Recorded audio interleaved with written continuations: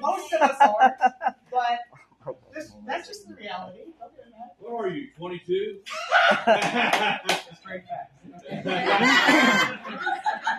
I got shoes older than you. Cannot say the word older here. That's true. It's a bad word. Okay. Can someone get for me Psalm 104, 27 and 29? Okay. You said 104 verses 29? 27 and 29. What was the chapter? I mean, the book. Psalm 104. 104 verses 24 to 27. Is that right? Yeah. 27, 29. 29. Yeah, 27 through 29. And I just encourage you, when you get back across the bridge, to look up, use your fancy dancy Bible apps, look up the word sustain in the Bible and how many times it says that God is our sustainer. And I promise you, it will encourage you, it will hold you up. Okay, Here we go. yeah, go. These all wait for you, that you may give them their food in due season. What you give them, they gather in. You open your hand, they are filled with good. You hide your face, they are troubled. You take away their breath, they die and return to their dust. That's right. Hold on, it might have been 109. Hold on. That's a really depressing verse. That's the one I had. Oh, man. I don't think that's what I had in mind. Okay, Oh wait, here it is. 109. If you said 104 by accident, okay. I must have heard you say 104 instead of 109. He did I say did say that. I made a mistake. Okay, I got 109. Look at this. Right.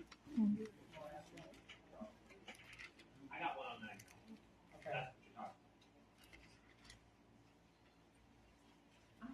Hold on. I think he had it right the first time. Okay, hold on. I'm just going to read it to save us time. Okay. All creatures look to you to give them their food at the proper time. When you give it to them, they gather it up. When you open your hand, they are satisfied with good things. When you hide your face, they are terrified. When you take away their breath, they die and return to dust.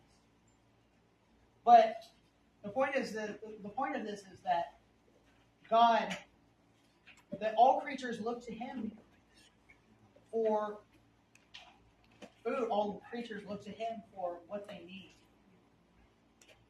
and God sustains us in that way. I'm not going to belabor the point because there's a lot of verses on there. The fourth point is that Christians should watch out for each other when they are anxious.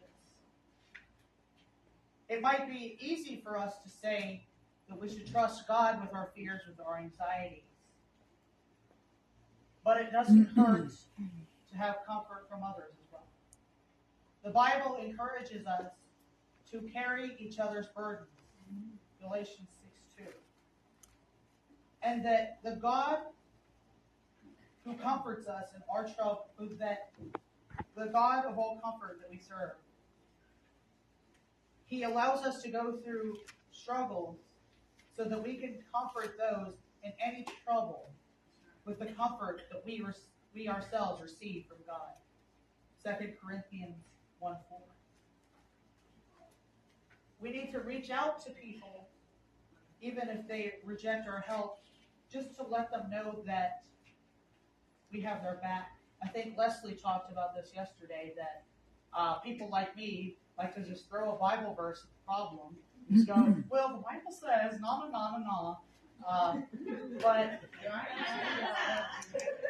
But we need people to actually be there for us, to actually carry one another's burdens.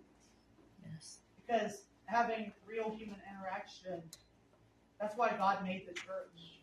Otherwise, we would be doing this alone. We're not made to do it alone. Amen. Sometimes being there for somebody, not even having to say anything, whether it's they lost somebody, or they lost somebody, a loved one, or a family member, or they failed at something, they have just having a friend there, sitting there for you, being there with you, giving you comfort, that's enough. Yes. And the last point that I told you wasn't going to be very long. I talked about Psalm 23 with faith versus without faith. And this is where it's going to step on some of your oldest toes. I want you to really examine yourselves.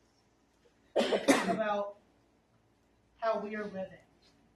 Because most of us probably have Psalm 23 memorized. In fact, probably all of us do. But the way that we live is like the Psalm 24 without faith. I'm going to read that one first. This is the reverse Psalm 23. There is no God. I am utterly alone and on my own. I am filled with desires for things I cannot have or should not have. Even when I try to rest, I can't. My mind races. I worry about myself, how people see me, how I will get what I want, how others will get what they deserve. I have to make my own way in this world.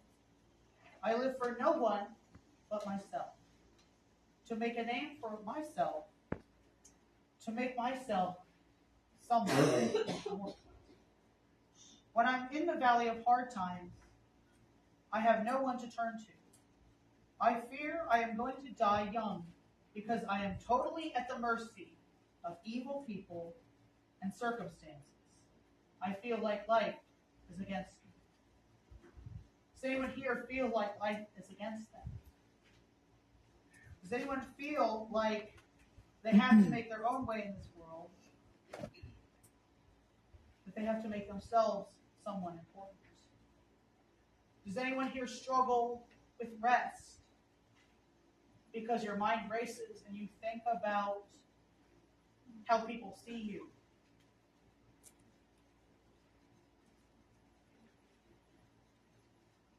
Am I speaking to anyone out there?